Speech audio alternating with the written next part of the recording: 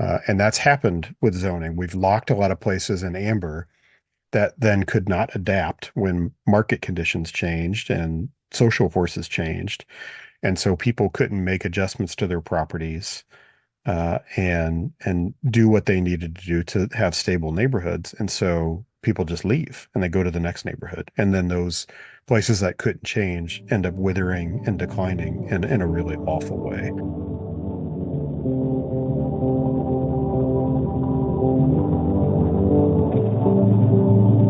From the river to the valley to the sea.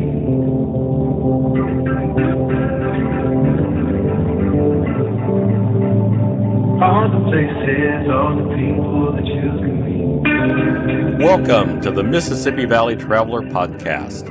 I'm Dean Klinkenberg, and I've been exploring the deep history and rich culture of the people and places along America's greatest river, the Mississippi, since 2007. Join me as I go deep into the characters and places along the river, and occasionally wander into other stories from the Midwest and other rivers. Read the episode show notes and get more information on the Mississippi at MississippiValleyTraveler.com. Let's get going. Welcome to episode 40 of the Mississippi Valley Traveler Podcast. Well, that's a round number that feels like a milestone. I missed last week, wasn't able to get an episode out. Things have been crazy busy here lately, but I'm going to make it up to you with episodes in back-to-back weeks. So look for a new episode again a week after this one drops. I've been really busy working on updating my travel guide, Road Tripping the Great River Road, for the Upper Mississippi. The third edition should be available as this episode goes live. So at the very least, the print book will be out. I'm still doing some tinkering on the ebook, but hopefully that'll be out this week too. I spent a fair amount of time visiting places and getting back out on the road to do the update. So I'm sure you'll be looking forward to getting a new copy of that.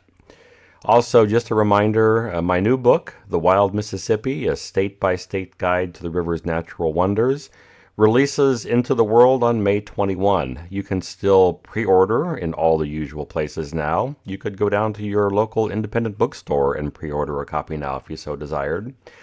And if you happen to be in the St. Louis area, we're going to throw a release party for this new book on Thursday, May 23rd at the Schlafly Tap Room near downtown St. Louis from 6 to 8 p.m. So come on down. I'll have books for sale there, and we're going to do door prizes and maybe share a river story or two. Now, for this episode, I wanted to do something a little bit different. If you drive along the Mississippi much at all, it doesn't take much time to find a town that is really struggling. In fact, even the towns that look like they're doing well usually are still facing some pretty significant challenges. So what's going on? What can communities do to turn things around? I figured those are questions a lot of us have, and if you're like me, your assumptions about the causes and solutions may turn out to be entirely wrong. So to dig into the issues of what's going on with our cities and small towns, I invited my brother onto the podcast, Kevin Klinkenberg. He's an architect and planner in Kansas City with a wealth of experience who balances studying the problems of city and town development with getting his hands dirty and making things happen. In this episode, we talk a little bit about how he got interested in cities and what makes cities good places to live in. He has a couple of surprising observations about how city life can actually be less stressful than life in other types of communities. We talk about how cities developed historically and what we did differently in the United States and what the impact of that has been. And we take a quick look at some of the policies that really drove those changes in the United States. And then we look at a couple of river towns, one that's thriving and one that's struggling, and we talk a little bit about maybe what they're doing right and what they might be able to do next. It's an interesting discussion, just a first step in this direction. I'm open to doing more episodes like this. If you'd like it, then drop me a note or drop a note in the comment section at MississippiValleyTraveler.com/podcast. As always, if you're a Patreon supporter, thank you, thank you, thank you. Your support not only makes me feel good, it keeps this podcast alive. If you want to join that community, go to patreon.com/Dean Klinkenberg and you can join there. If Patreon's not your thing, hey, buy me a coffee. I drink plenty of that, and that's another way to show some support and show me some love. To find out how to do that, also just go to MississippiValleyTraveler.com/podcast. And at that same site, you'll also find the show notes for this episode and all the other episodes. And now, on with the interview.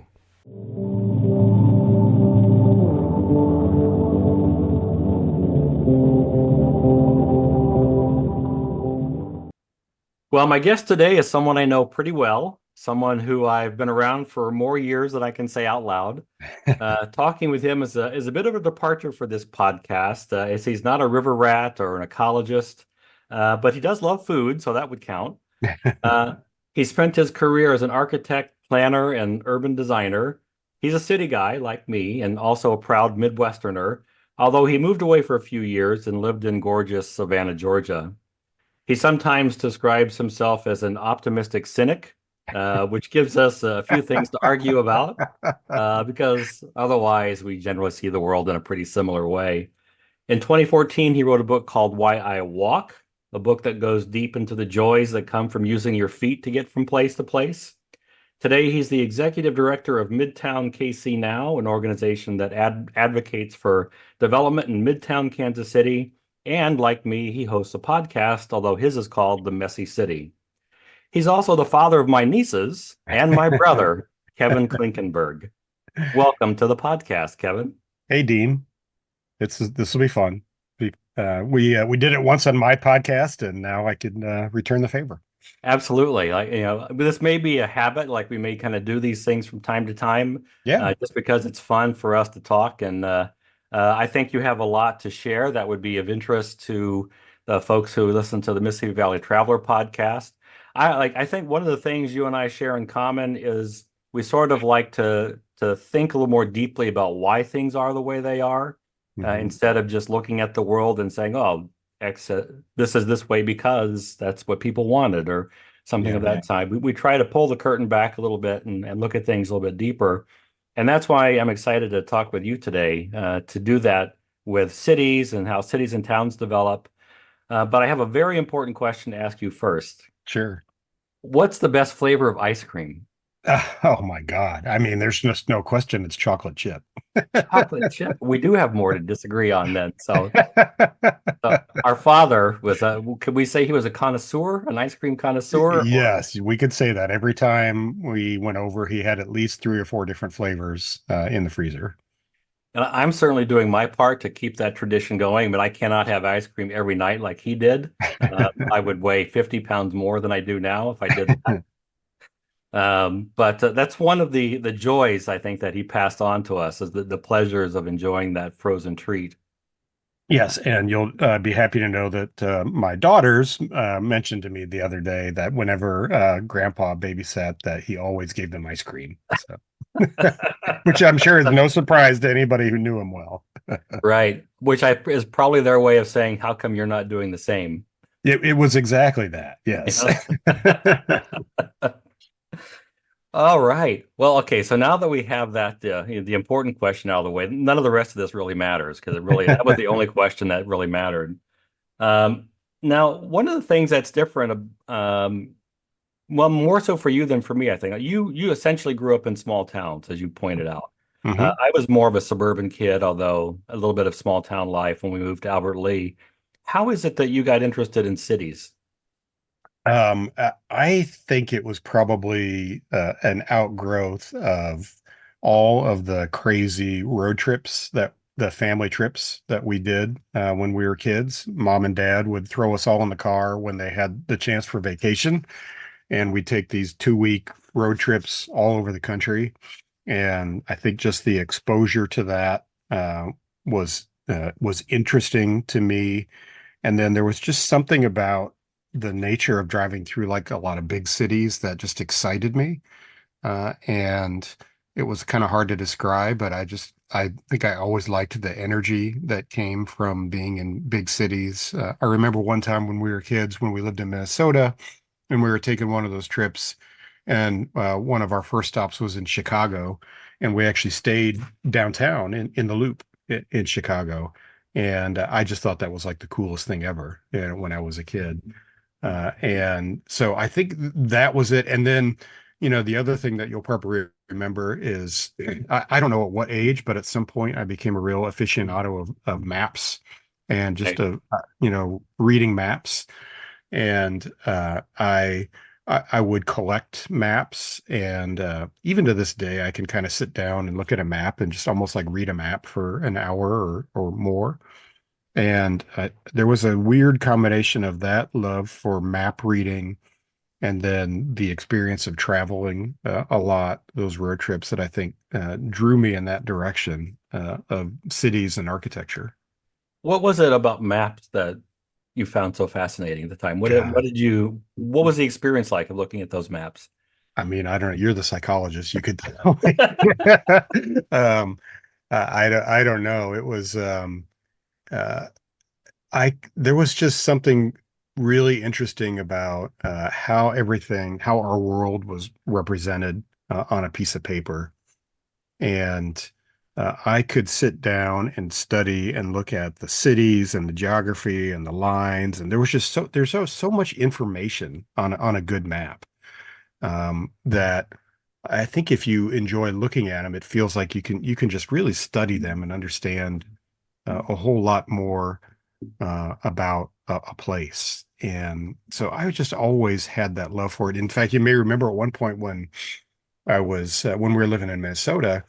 This was obviously way before the internet, but I actually wrote letters to every state in the country, like whatever bureau it was that put out their state maps, and I requested that they mail me a map of their state, and I also included like a list of a whole bunch of cities that I wanted maps of too. And I most of the states sent me maps. And so I had this huge collection of state and city maps from all over the country that I just thought was really fun. I do remember that. And I remember like how excited you were with it every day to check the mail and see what new maps came in. Yeah, Yeah, one of the things I think that's fun with maps, like so you can learn a lot about places from studying them, but most of those were places you'd never been. right. So I think it also maybe fires up the imagination or that desire to go and see new places, the curiosity. Yeah. Yeah, I think that definitely was true. And so I loved when we would take those trips, I would love to just kind of map out where we were going and what we might see along the way.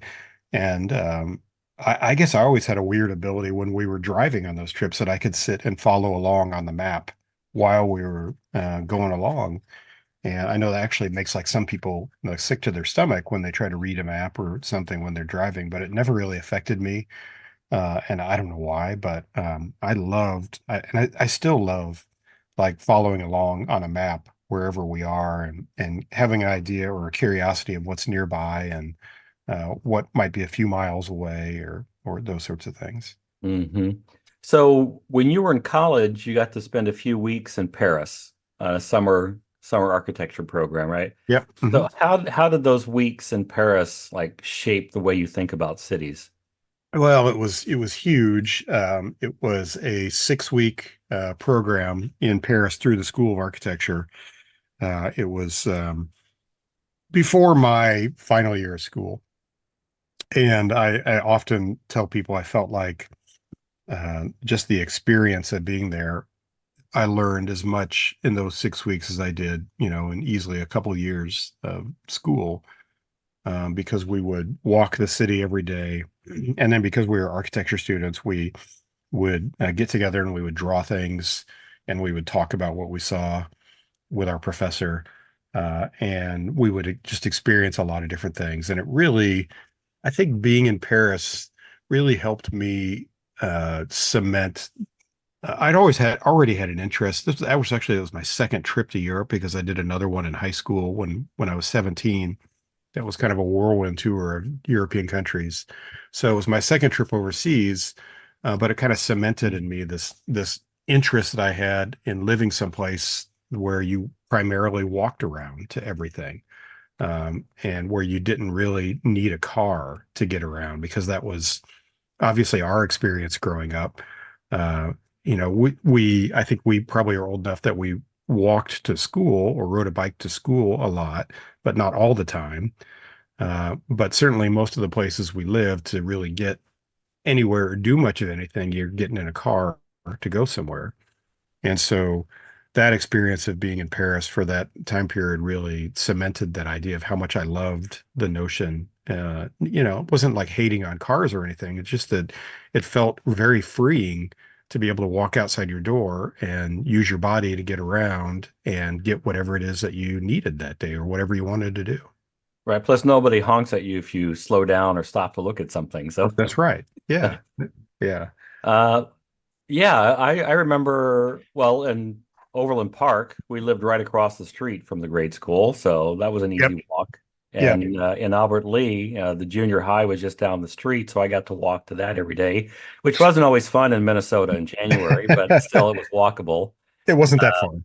Yeah, it's not fun. But now I look at a lot of schools. There's a private Catholic school in our neighborhood, and every day around 2:30, 3 o'clock, there's a humongous line of cars uh, Hmm.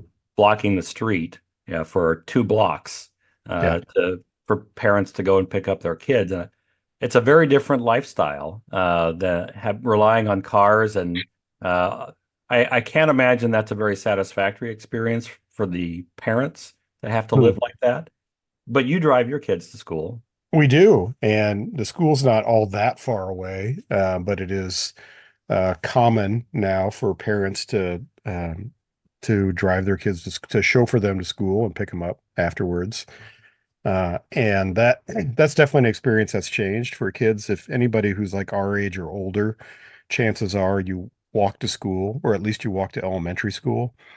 Um, and anybody younger than us, chances are good that you didn't walk to school. It's a massive change in how we have planned our educational facilities, the design and construction of those. And there's a lot of kind of background educational theory that actually went into that most people don't realize. But it's really unfortunate because there's a loss of that sense of independence that I think we had. Um, and even like when we went to Comanche Elementary, even though it was right across the street, it was just like you get up and you just go and you just walk, look carefully crossing the street and then you're there. But it's a huge change, and we struggle with that a lot. We're trying to figure out ways to be able to, ride our bikes or have the kids ride their bikes to school. Um, but it's different. I think, I was thinking about this morning in response to something I saw that somebody else wrote, and like one of the major differences, there's a lot of differences obviously that we could talk about school design in particular, but one of the major differences, like the experience as a kid when we were younger, the typical vehicle on the road would have been like a sedan. Um, Now, the typical vehicle on the road is an SUV or a truck that is driven by somebody who's looking at their phone. And so the there are lots of very distracted drivers in large vehicles. And as the parent of small children, that's a little frightening. Right. And it just gives us, it probably gives me more pause, probably more pause than we should. We're probably overly concerned about it. Something we talk about a lot, how do we give them more independence? Because we want them to have that independence, but there's parts of that are just different, and they are a little scarier as a parent to conceive of. Absolutely. And there are still a significant number of drivers who believe the roads only, are theirs only, and bicycles shouldn't be on them. So Yeah. bicyclists are a little bit higher risk from those drivers as well. Hmm. Yeah, we could really go down that rabbit hole for a while too, but I want to come back to Paris. Sure. And I want to hear a little bit more about what you learned about the possibilities of city life. So yeah, Paris, of course, one of the things that we'll probably talk about later is that cities always change. Cities Mhm. are not these static entities that get built and never change at all. And Paris is going through some changes again now, where they're looking for ways to really reduce the number of cars and maybe even Mhm. close some streets to auto traffic altogether. But what did you learn about the possibilities of city living from your 6 weeks in Paris? Well, there's probably a lot that I can't even fully remember or even communicate because your daily experience is just so different. And Paris is not like a lot of other big cities. A lot of really large cities in the world are not terribly livable and walkable. I think Paris is arguably the most livable large city in the world, and I've been to quite a few of them.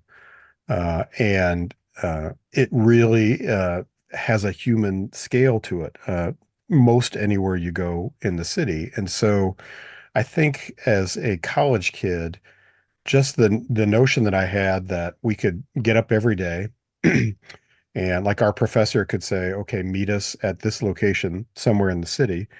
And we just walked and we would take the metro and just get there on our own and find what we were doing. And then we'd spend the whole day walking around.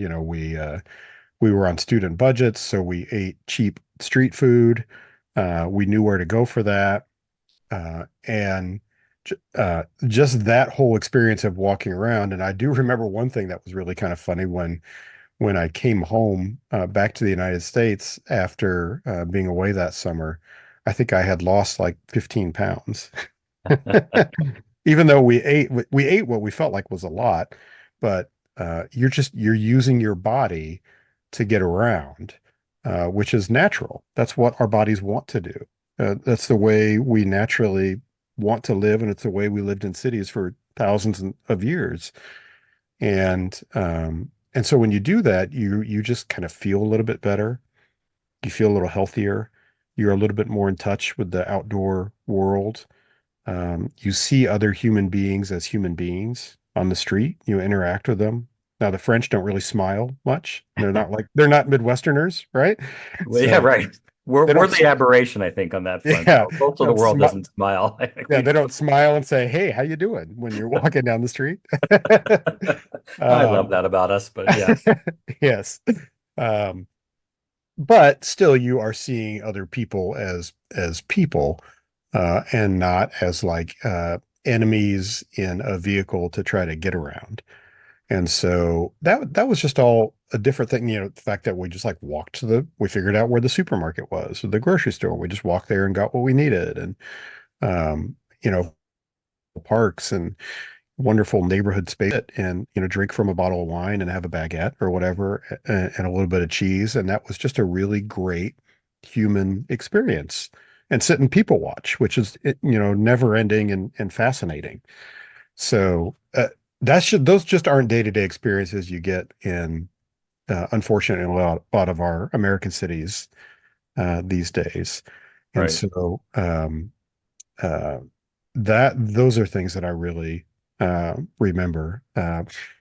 The science fiction author Ray Bradbury wrote a lot about cities as well, and um, he had some really amazing quotes about like life in Paris. He wrote a little book called Yestermorrow, which was like a collection of short stories where he talked a number of them were set in cities and he talked about city life and he if I'm going to try to remember the quote, try not to butcher it, but he said, something like in Paris in lousy weather, people gather by the thousands to sit and stare because sitting and staring is one of the great occupations of life. And I think there's a lot of truth to that. It's just enjoyable to sit and people watch. yeah. There's a lot of that in Paris, and I know we're talking Paris here, but Yeah, there are a lot of cities around the world that have similar characteristics. Like as you're talking, what I'm hearing, I'm hearing you describe choice. Like yeah, good cities give you choices in how to get around. You're not yeah, locked into one particular way. You have choices for where to eat from yeah. places that are really inexpensive. And in Paris, of course, you could spend a lot of money on a meal if you Hmm. really wanted to. Choices to how you spend your time, whether it's people watching or sitting around people watching or going out and biking or visiting an art museum or whatever their choices. Yeah, Um, and and I also hear like in spite of maybe what some people think, like it sounds like you're kind of suggesting maybe the stress levels of living in a city like that might actually be lower than other lifestyles that more typical of Americans. I mean, I think there's a lot of truth to that. I think when there was, the traditional, what we were like in the urban planning world, what we kind of refer to as like the traditional human settlement was really built around neighborhoods and neighborhoods where you walked to most of your daily needs. And when things were within that kind of a distance, it's not that there weren't stresses, but it's a different attitude that you might have towards, oh, I've got to run out and get, a gallon of milk, or oh, my kids, want an ice cream cone. It doesn't involve getting in a vehicle, navigating busy streets with thousands of other vehicles, and really seeing kind of the worst of human behavior. It's really more about you just pop outside your door, and within 5 or 10 minutes, you're wherever you need to get. And that's indicative of how we lived for a very, very long time until we decided to kind of radically transform our cities with what our friend Chuck Marone calls the suburban experiment. And uh, I think there's a lot to be said for what feels natural and doesn't feel natural as a human being. Um, I mean, I think you notice this a lot with just your experience with being along the river and out in nature and how good that feels to experience that and how it resonates with you as a person. And it used to not be that all uncommon to have that kind of feeling just living in a neighborhood. Hey, Dean Klinkenberg here, interrupting myself.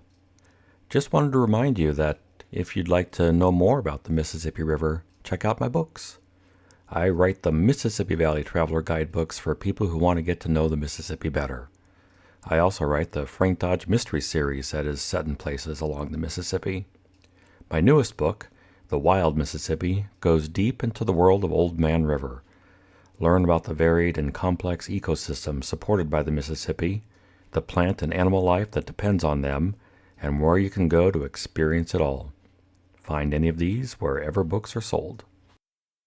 Well, so let's talk about what happened. So, like, you don't have to dig very deep in Facebook to find a group of like Kansas City from 1900 or, old Yeah, St. Louis photos. And I find them mostly depressing to look at yeah. those old photos, especially since they're often side by side with what our places look like today.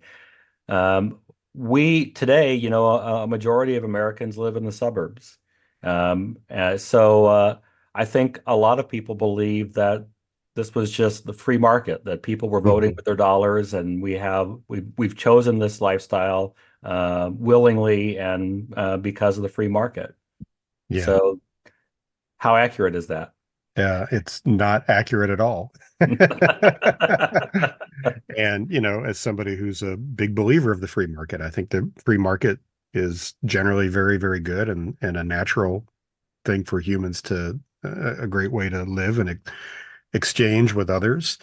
But we went through a bold experiment starting really in the 1920s um, to uh, completely reshape our cities and towns all over North America.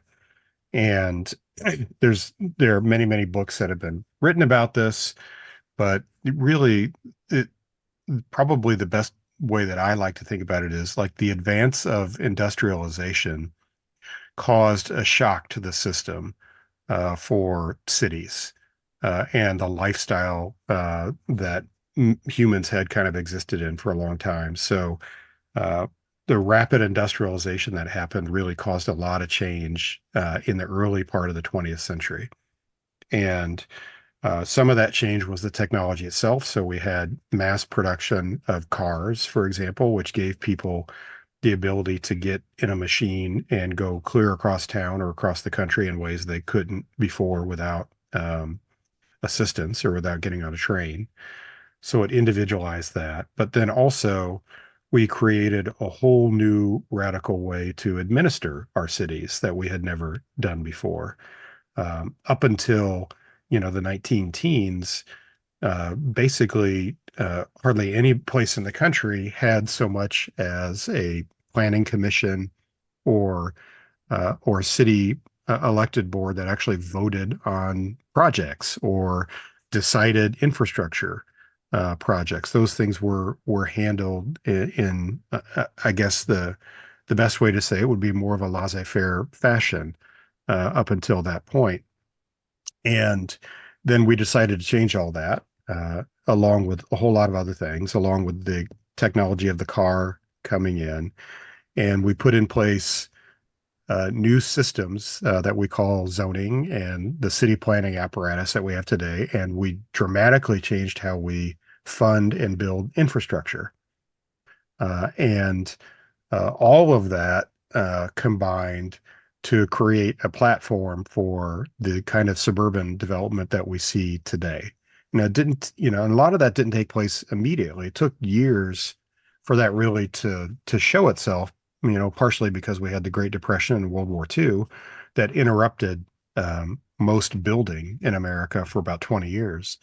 But uh, after World War II, when we had a flood of wealth in our country, because we were the only country left standing, the only industrial power left standing, we spent all that wealth on the systems we'd created before World War II with mass production of housing, subdivisions, freeways, infrastructure, cars, and it just dramatically changed how we live in places to the point where anybody who grew up in the pre-World War II world could not even recognize how we live today. It's so dramatically different.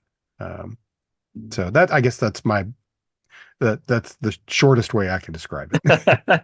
So there are a lot of different factors there, but I mean, in fairness too, maybe in part because of that shock from industrialization, there were a lot of cities around 1900 that were not really pleasant places to live in a lot of neighborhoods. We had horrible air pollution in St. Louis in the 1920s, where it would be black as night in the middle of the Yeah. day. Our crown jewel, the Missouri Botanical Garden, seriously considered relocating out of the city because the pollution was so bad, it was hard for them to grow plants. Hmm. Um, and if it's hard for plants, you can imagine, what the air is like for people that are breathing that. Yeah. Yeah. No Um, doubt. No doubt. so there were conditions in the cities at that time that were fairly horrible for a lot of people. Yeah. In fact, the first sort of bits of regulation that happened in that era really targeted industrial uses. And so the first zoning ordinances were conceived of to really create light and air as a response to mass industrialization. And so I guess the short version that we might like to make jokes about today was the initial notion was to like separate industrial uses from residential areas so that you didn't have that kind of pollution. And now it's gotten to the point where zoning ordinances just exploded to the fact that now you can't possibly have like a $300,000 house next to a $400,000 house because like chaos will erupt. So Right, right. Because one of the things that happened with the previous style of development, like, you can see this in some city neighborhoods still, like in St. Louis in the Soulard neighborhood, you can see a tenement, old tenement house or row houses next to a mansion, yes. Yeah. which would not happen today for new construction.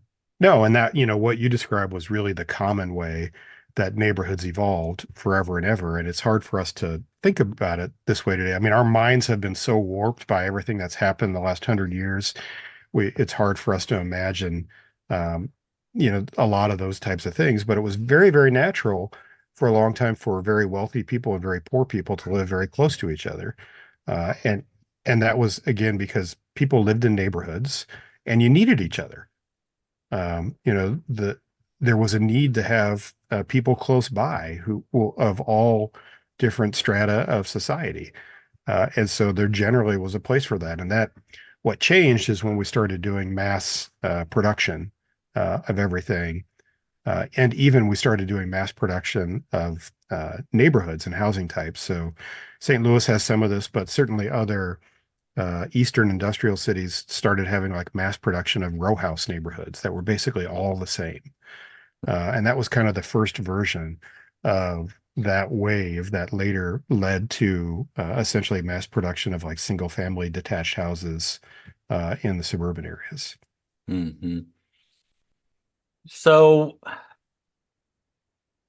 so it's hard to separate. Okay, I guess one of the take-home messages from this, I think, for me, like one of the things that I've learned from talking with you and Mhm. following some of the folks that you follow is, I think, accepting sort of that fundamental idea that we live the way we do today, not because we made all these free will choices, but because there are specific policies in place that made these things happen for us.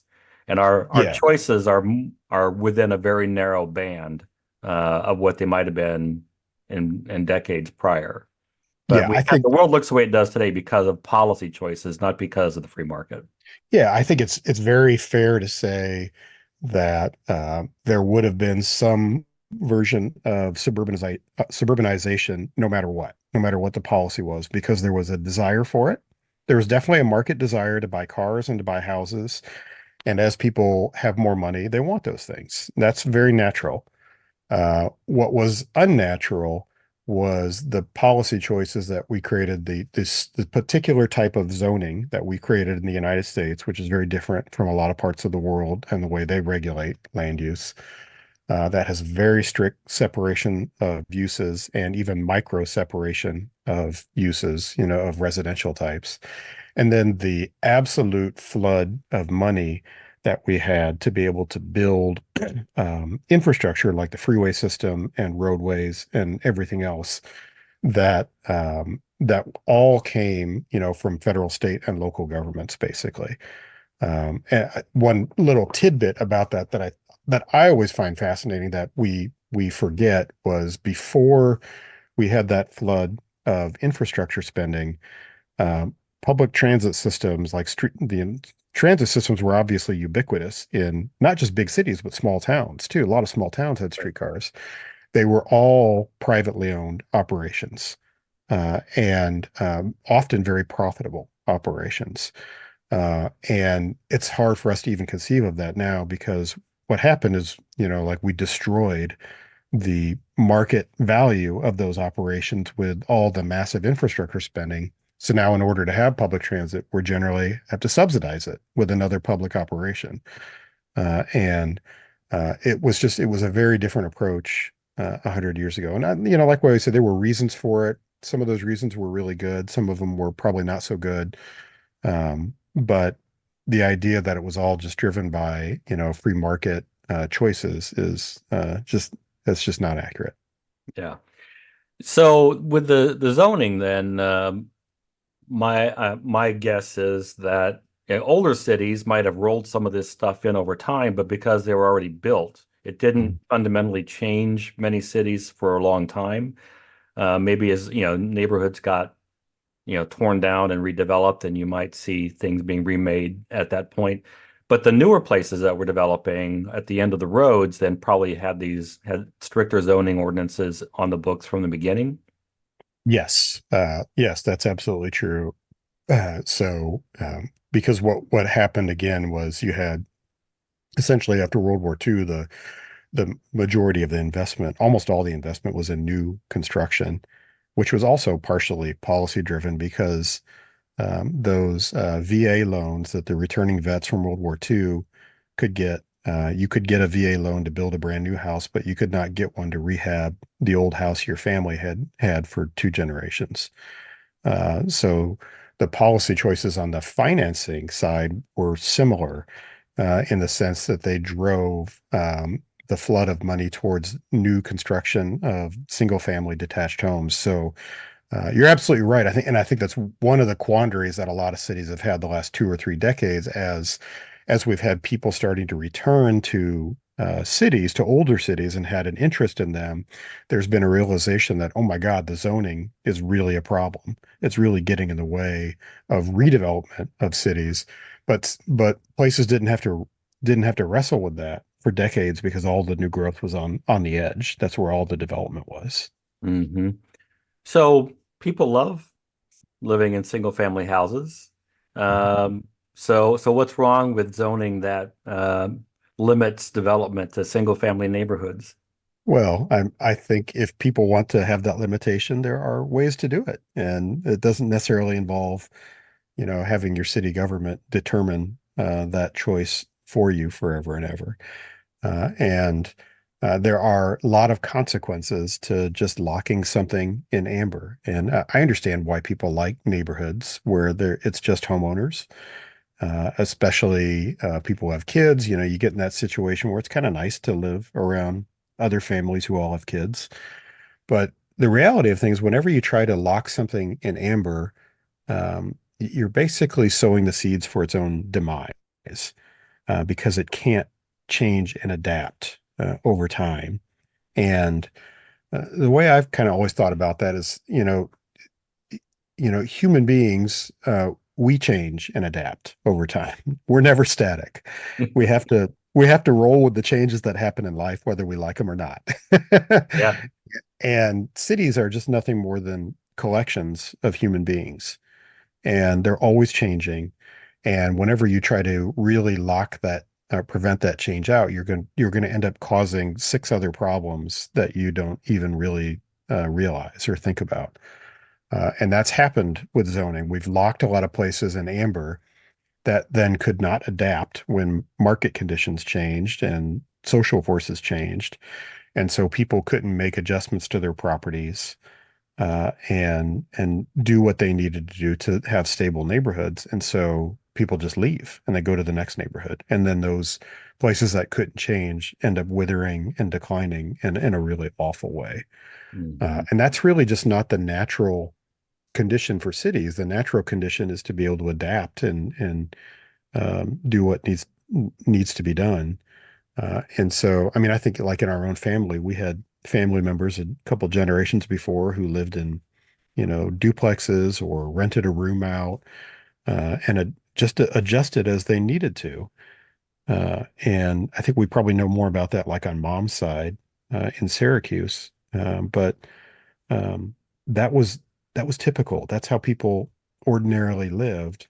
And we have unfortunately regulated a lot of that out of existence, which really ends up causing the decline of places. Hmm.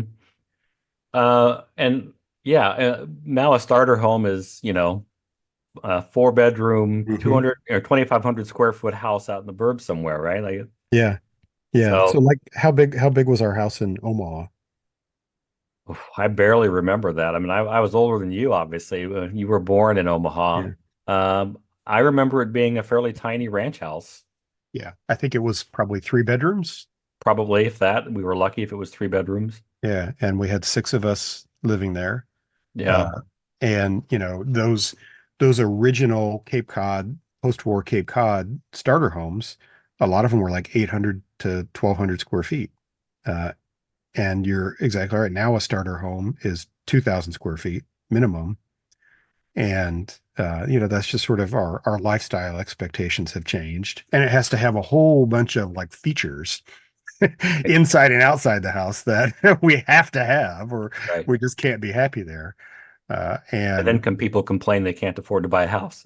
right. And then so you've got that problem, and then you've got, the pre-war neighborhoods, you had the ability to add a cottage in your backyard, a rental unit, maybe a rental unit over a garage, off an alley, that perhaps a family member could live there, or maybe you rented that room out to make some money off of it to help pay the mortgage. Uh, and we basically zoned that out of existence for almost 100 years. And now the tide has turned, and I think a lot of people have realized that some of those things were big mistakes, and we've policy changes have started to happen in cities and states around the country.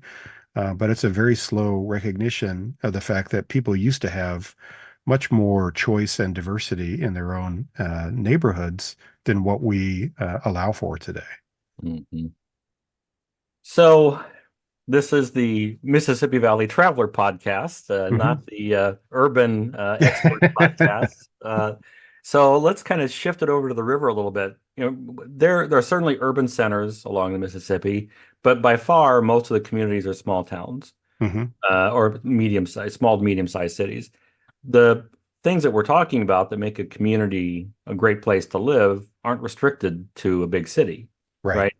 right? So you've been to Galena, Hmm. Illinois.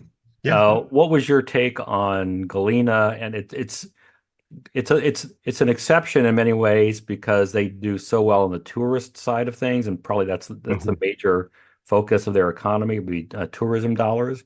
But why do people like going to Galena? What does it have to offer? Why do people want to live there? Well, it's just a really cool town. And I think Galena is one of those places that has like a classic American Main Street that is very enjoyable to just stroll down the street at a leisurely pace, and go in the shops, stop somewhere, have a bite to eat. It's beautiful. It really engages all the senses in a way that are we don't have enough of in our day-to-day life.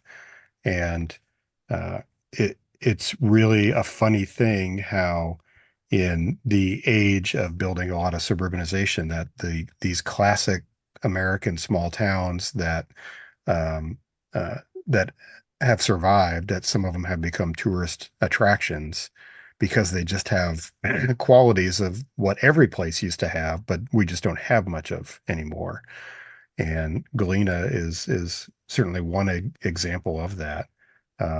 Near me in on the Missouri River, or what used to be on the Missouri River, is Weston, Missouri, um, which used to be a river town until the river moved, decided to Those move itself those over unruly rivers. yeah, over 100 years ago, and it's like 5 miles away now. And I have often said about Weston, which is really a tiny town, that it's a great example of like if you just have like two good blocks, on your downtown, like that's enough to become a tourist attraction anymore. Yeah. And those kind of qualities I think are really important from a tourist standpoint, if that's the goal. Right. And part of, I think, what makes Galena stand out a little bit too is along that main street. That's almost entirely locally owned businesses. They're Yep. not corporate chains. Hmm. So there's some uniqueness to what's happening there. And then, of course, the money, more of the money spent stays in the community. Yeah. I forgot what the other point there was, but yeah, that's one of the things I think that makes a big difference. Now, there was a period of time in the early 70s when there was a proposal to level some of those historic Mm. buildings, a couple blocks worth, and build parking Hmm. lots and Mm. strip mall. Of course. And in this case, the locals rebelled and stopped it from happening. Yeah. But those kinds of decisions happen all the time around the country with tearing things down and rebuilding something smaller surrounded by parking spaces. Yeah. Yeah. I remember years ago I did some work in Chillicothe, Missouri, which is a little county seat town in north central Missouri. And they had a bank that they had a classic courthouse square, great, charming little courthouse square. A local bank bought one side of the square, tore everything down, built a new bank perpendicular to the square with a giant parking lot in front. And it was an abomination. And you couldn't help but go through there and feel like um, they had ripped out some of the soul of their own community. And those decisions, unfortunately, have happened like over and over and over with too many small towns all over the country. Yeah, And some of that's really just downstream of, it's really just downstream of how people in big cities thought about development, for a long time. right, right. I mean, I'll hold that question. But so let's go to the other side of the coin here then. Not far from Galena, really, Keokuk, Iowa. Mm. Is on the Mississippi. And if you look at pictures of Keokuk, even from the 1930s and 40s, it's a bustling small town, beautiful 3 and 4 story brick buildings lining the main street. A pretty robust economy at the time, 14 or 15,000 residents. So it's not a tiny town, but it's certainly not a big city by any stretch either. And if you drive through there today, it looks kind of abandoned.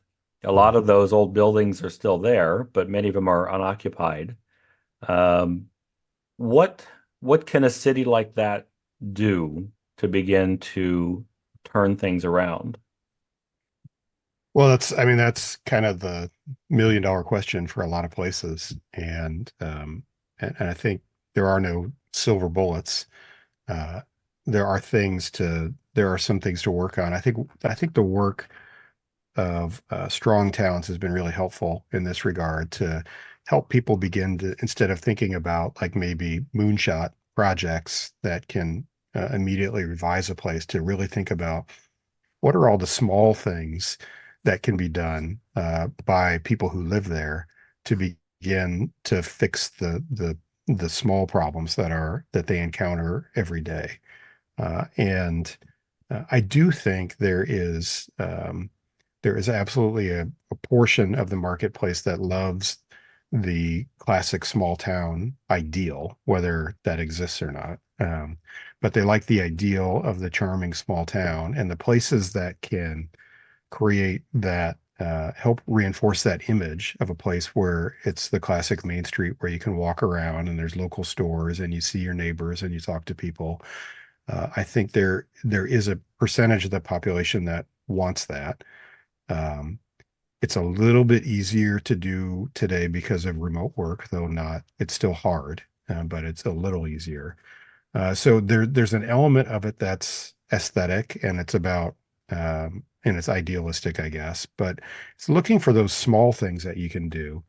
I think the bigger challenge that a lot of places have is that, and we've kind of talked about this before, but you know, all of these places, especially these rural communities, they used to coexist alongside with an agricultural economy that was local. And um, what has happened over the course of 100 years, also through some policy decisions, not strictly because of market decisions, but some big policy changes, is that now most of these places have just become outposts of the national economy or the international economy, and they have lost that connection with their local, the land that surrounds the towns and the people who grow things, and there's just fewer people needed to grow those things than we used to need 100 years ago. And so they thrived when they had many more people living around them who came to town for market and for goods and other things. And that doesn't exist as much anymore because now, uh, so many Midwestern small towns are just little outposts for commodity agriculture, Right. for soybeans and corn and wheat, and like that's it.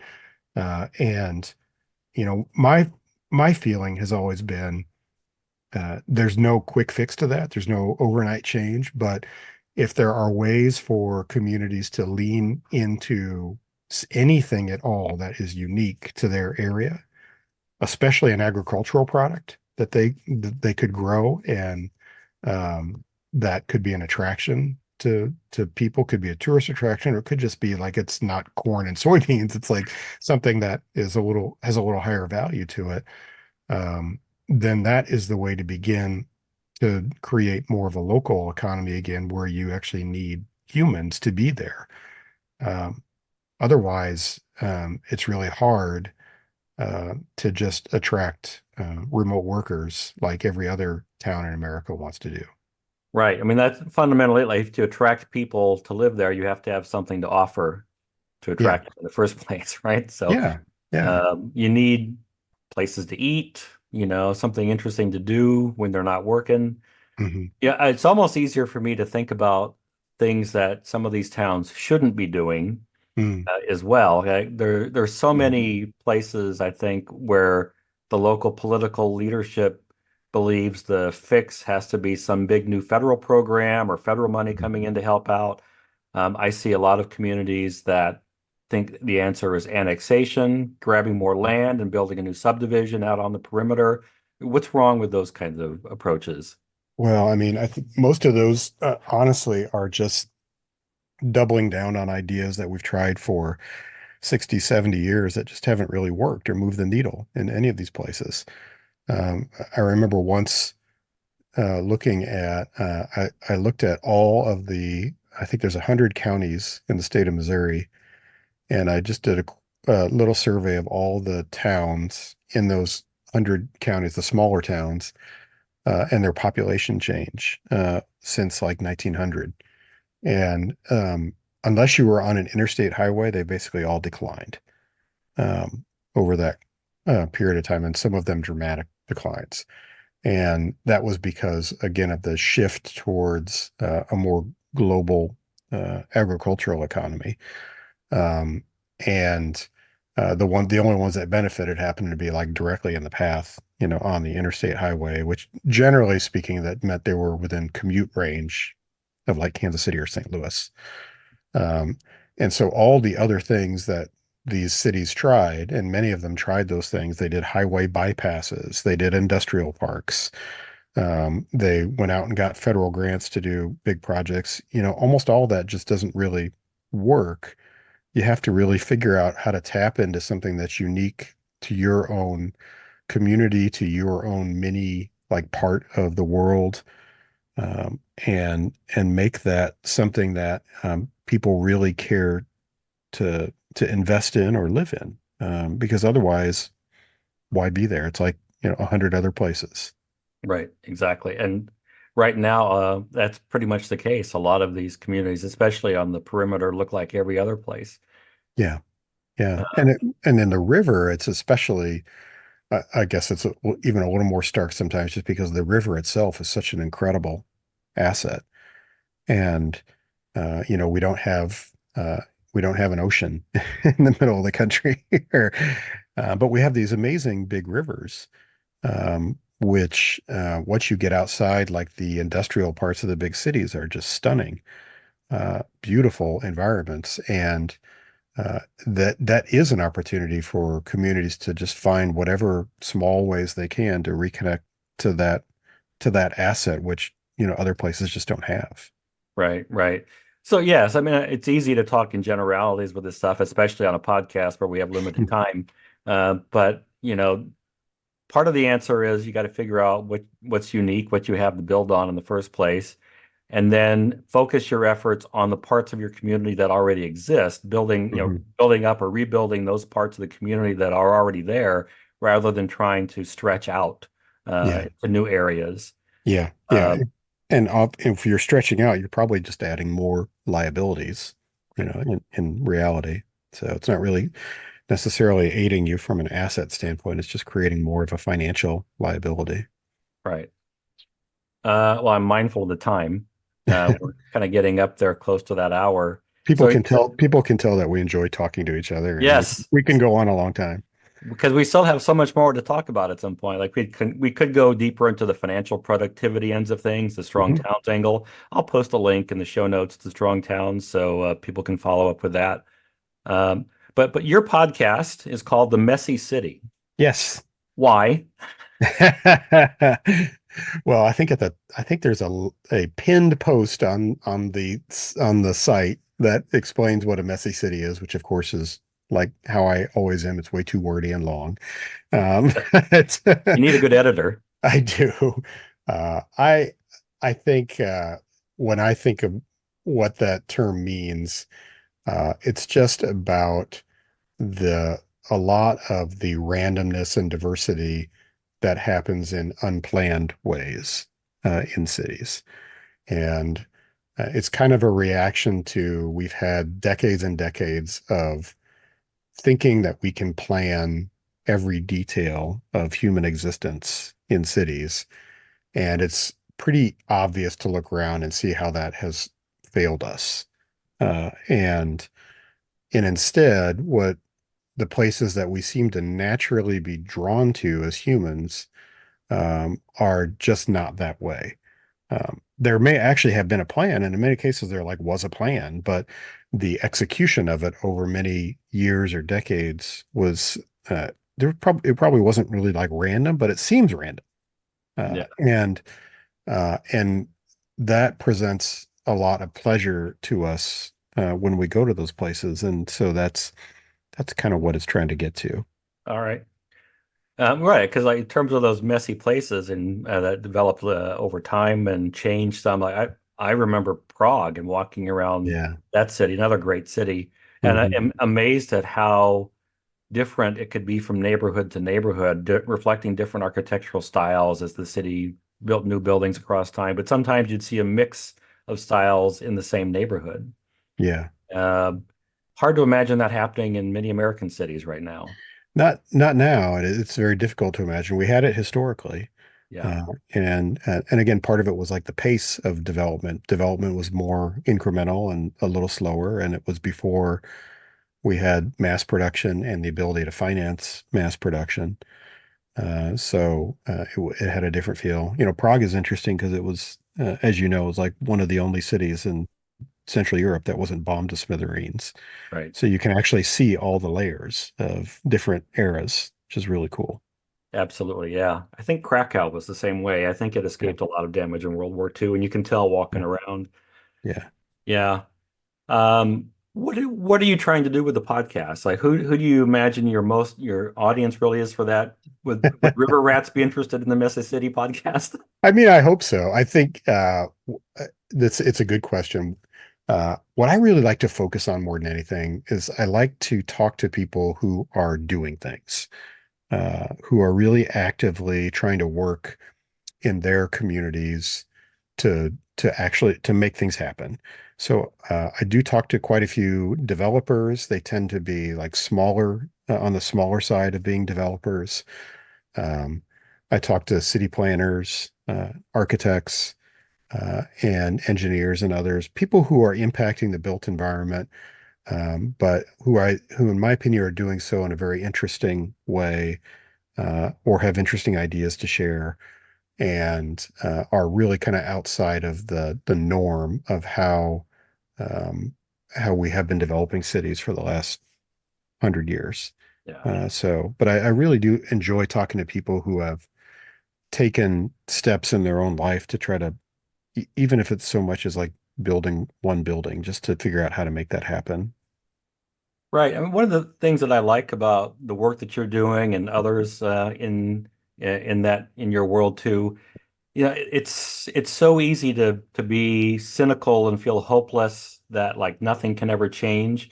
And you and your podcast and all the work that you're doing, you provide examples of small steps that you can take, these things that you can assume some control over, and make some positive changes in the community around you. And I think we need more of that. I think we need folks to assume, yeah, to fight through that hopelessness and find Yeah. ways to feel a little more empowered to do some things to make life better. Yeah. Yeah, definitely. And now that you and I are not like spring chickens anymore, I think one of the things that I would really like to do, and I try to do, is try to see if I can connect with younger people and provide some hope and guidance to them, and give them something to latch onto that they can do in the future. Awesome. I think I'm more of a stewing chicken at this point in my life. Um, well, how can people follow your work? Where would be a good place for them to go? I have I'm on Substack. It's called The Messy City on Substack. And then the podcast is available there, but it's also available on all the usual podcast platforms. And then I am occasionally on social media.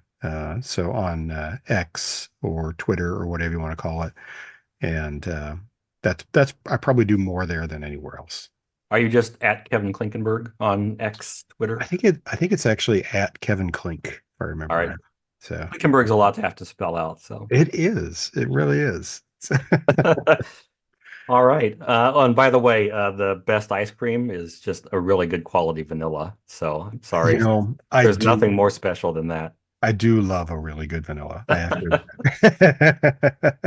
Kevin, thank you so much for your time. It's been a pleasure. We'll have to do this again. I'll check back in. Maybe we can carve out some, maybe we can fix the problems in some other river towns. That sounds great. I'd love to. Thanks for having me on.